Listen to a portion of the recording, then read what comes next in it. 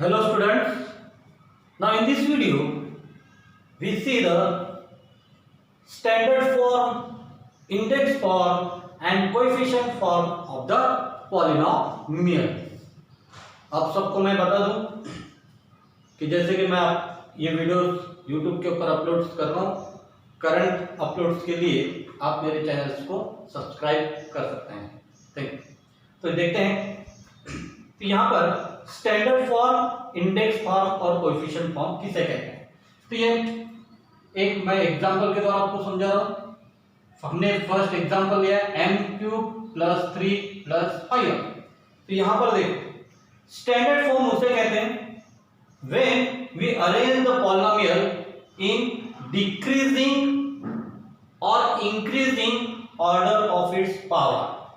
यानी यहाँ पर जो वेरिएबल्स के पावर्स है उसके या तो डिक्रीजिंग पावर या फिर इंक्रीजिंग पावर में जब हम लिखते हैं उसे कहते हैं स्टैंडर्ड फॉर्म।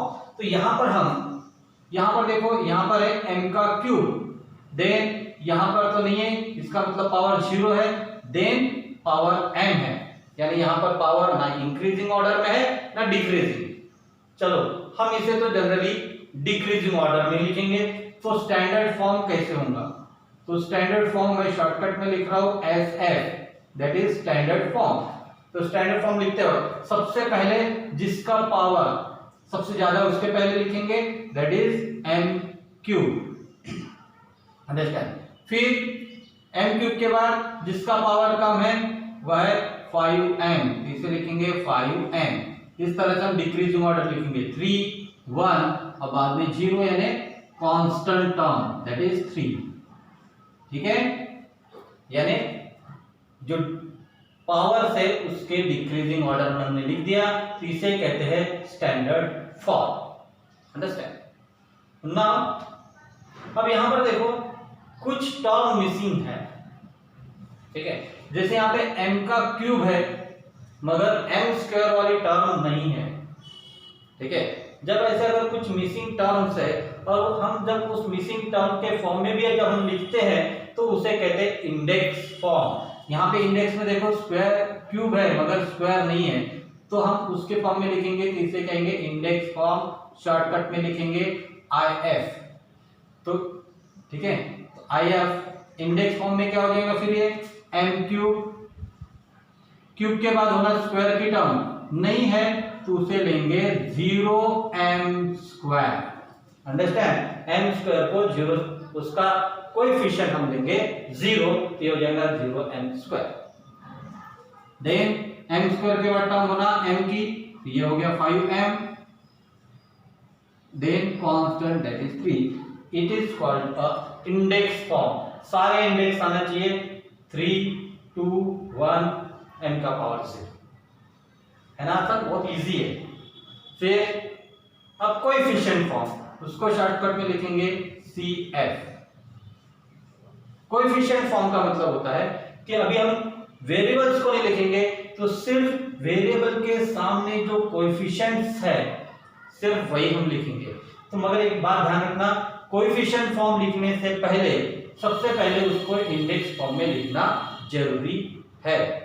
अंडरस्टैंड? तो यहाँ पर कोएफिशिएंट फॉर्म लिखते हो हमेशा ब्रैकेट लेते हैं और इसके अंदर में सिर्फ कोएफिशिएंट्स लिखते हैं। m³ का कोएफिशिएंट नहीं है, इसका मतलब यहाँ पे 1 कॉमा और यहाँ पर देंगे कॉमा, m² का 0, m का 5 और लास्ट में constant 3। This is called a coefficient form. तो मैंने सिंगल प्रॉब्लम में तीनों फॉर्म आपको पढ़ा दिया। स्टैंडर्ड फॉर्म यानी decreasing order of its power, index form अगर कोई पावर की टर्म अगर एब्सेंट है तो उसको भी इंक्लूड करेंगे, that is called index form. Coefficient form यानी सिर्फ उसके हम कोएफिशिएंट्स लिखेंगे। अंडरस्टैंड? तो चलो एक नया एक एग्जांपल देते, दूसरा यहां पर हम लिखेंगे स्टैंडर्ड फॉर्म। चलो और एक एग्जांपल स्टैंडर्ड फॉर्म। इसका स्टैंडर्ड फॉर्म क्या होगा? सबसे हाईएस्ट पावर कौन सा है? यहाँ पर 5 3 4 यानी सबसे हाईएस्ट पावर 5 है, तो उसको पहले लिखेंगे y⁵ विद इट्स साइन, जो भी साइन पॉजिटिव इसलिए पॉजिटिव। देन 5 के बाद क्या आता है? 4 पावर 4 यानी +2y⁴। देन 4 के बाद लिखेंगे 3 का पावर यानी 3, तो यहाँ पे है 3y⁻³ ठीक है, पावर 3 है। उसके बाद पावर 2 कहाँ पे है, ये यहाँ पे, सॉरी यहाँ पे -y² है, तो -y² की टर्म लिखेंगे। साइन माइनस है तो माइनस देंगे, प्लस है तो प्लस देंगे, अंडरस्टैंड। उसके साइन के साथ उसको लिखना है। स्क्वायर के बाद सिंपल y की टर्म होना, यहाँ पर -7y है, पूरा का पूरा यहाँ पे लिखेंगे -7y, और लास्ट में कांस्टेंट टर्म कहाँ पे है, -1/2, अंडरस्टैंड। तो यहाँ पे 5 4 3 2 1 0 यानी सारे टर्म प्रेजेंट है, तो इसी का स्टैंडर्ड फॉर्म क्या हो गया, उसका इंडेक्स फॉर्म, ठीक है। स्टैंडर्ड फॉर्म ही क्या हो गया, इंडेक्स फॉर्म, क्योंकि यहाँ पे सारे टर्म्स है, कोई भी एब्सेंट नहीं है। तो इसका हम डायरेक्ट कोएफिशिएंट फॉर्म लिखेंगे। कोएफिशिएंट फॉर्म क्या हो जाएगा, सिर्फ इसके कोएफिशिएंट्स लिखेंगे। इसका कोएफिशिएंट है 1 2 3, then -1 -7 and -1/2. This is the coefficient form. Understand? चलो और एक हम एग्जांपल ले रहे हैं 5y को ऑलरेडी स्टैंडर्ड फॉर्म में है, ठीक है। इसको हम कोएफिशिएंट फॉर्म में, इसको इंडेक्स फॉर्म में लिखेंगे। इंडेक्स फॉर्म क्या हो जाएगा, यहाँ पे y की टर्म है मगर कांस्टेंट टर्म नहीं है, तो इंडेक्स फॉर्म में क्या हो जाएगा 5y प्लस कांस्टेंट टर्म नहीं है तो क्या लेंगे 0, अंडरस्टैंड। ठीक है, ऑलरेडी स्टैंडर्ड फॉर्म में है, सिंगल टर्म है, मोनोमियल है, मोनोमियल हमेशा स्टैंडर्ड फॉर्म में ही होता है, ठीक है। बट इंडेक्स यहाँ पर कांस्टेंट टर्म नहीं है, 5y के बाद एक कांस्टेंट टर्म होना नहीं है, तो उसको हम लेंगे 0। ये हो गया इंडेक्स फॉर्म। तो कोएफिशिएंट फॉर्म क्या हो जाएगा, ब्रैकेट 5, 0, अंडरस्टैंड। एक एग्जांपल ले लेते हैं, यहां पर ऑलरेडी स्टैंडर्ड फॉर्म में है 3 के बाद, ठीक है। यहां पे कांस्टेंट टर्म आ रही है, स्टैंडर्ड फॉर्म में है, इसको लिखेंगे इंडेक्स फॉर्म में IF। इंडेक्स फॉर्म क्या हो जाएगा इसका, x³ के बाद स्क्वायर की टर्म होना नहीं है, 0x² प्लस x² के बाद x की टर्म होना वो भी नहीं है, तो लिखेंगे 0x, और लास्ट में होता है कांस्टेंट क्या है यहाँ पे -2। तो कोएफिशिएंट फॉर्म तो बहुत ही इजी है। इसका कोएफिशिएंट फॉर्म क्या हो जाएगा, सॉरी x³ का है 1 0 0 -2, तो this is the coefficient form, सिर्फ कोएफिशिएंट लिखेंगे, अंडरस्टैंड। अब लास्ट इसका एक टॉपिक लेते, दैट इज, अब यहाँ पे हमें इंडेक्स फॉर्म में दिया हुआ है, और सॉरी कोएफिशिएंट फॉर्म में दिया है, इसको इंडेक्स फॉर्म में कैसे लिखेंगे। तो यहाँ पे देखो, यहाँ पे डिग्री 3 है, हाईएस्ट पावर 3 है, यहाँ पे टर्म कितना है 1 2 3 4 है ना, क्योंकि कांस्टेंट टर्म होती है।